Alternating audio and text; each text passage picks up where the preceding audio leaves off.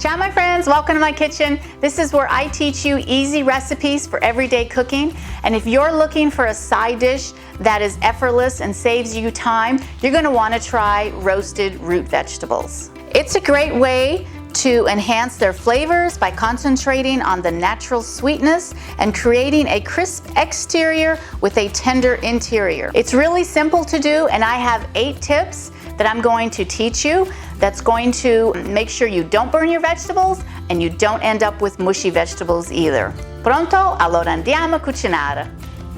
So these are root vegetables. I've got some carrots, and I just buy the baby carrots and I just kind of slice them in half because that's what I like. So we're going to add that in here. So I am going to peel my beets, and a trick to beets, especially with red ones, because you'll get red all over your fingers, if you actually put some oil on your hands, olive oil, and just kind of rub it, now you can go ahead and peel and the red will not stain your hands. So that's a little bonus tip there. All right, so now that all our vegetables are peeled, we can go ahead and cut them. When it comes to cutting your root vegetables, because they're so dense, they do take longer to cook. So you want them to be a little bit more smaller in size, especially if you're adding something that's not a root vegetable, like cauliflower or broccoli. You can make those larger in size. Next, I have a sweet potato that I'm gonna add. Again, about the same size. And then I have a white potato that I'm also going to be adding. Then I'm going to add an onion. That's going to add a lot of flavor. I'm using a purple onion, and then a couple cloves of garlic.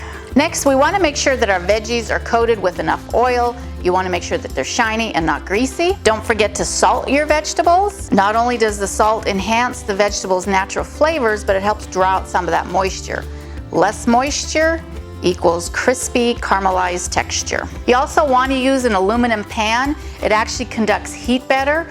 You can put parchment paper or foil just to make it easy for cleanup, but actually if it cooks on the aluminum, it will actually caramelize better. And you also want a pan that's low. You don't want the moisture to stay in the pan. You want it to seep out, and so a low profile on your pan will let that moisture seep out. So again, you get that caramelization effect. You don't want to crowd the pan. Crowding the pan causes steam, which equals mushy vegetables.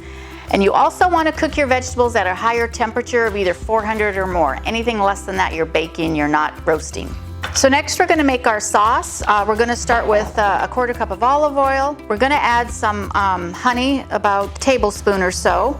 And if you are trying to make it vegan, you could do maple syrup instead. You also want a teaspoon of pepper, 2 teaspoons of salt, and about 2 tablespoons of balsamic vinegar.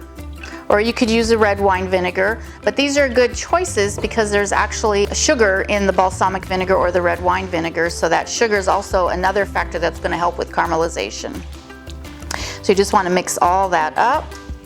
You want to take our veggies and we want to pour all over. Now we just want to mix all this up to make sure all that sauce coats the veggies.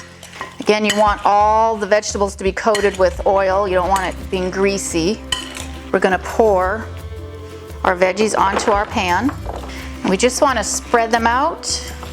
And we are going to bake this in the oven uncovered at 450 degrees until our vegetables, you can put a fork through them, and then I'll show you how to finish it off when they're done.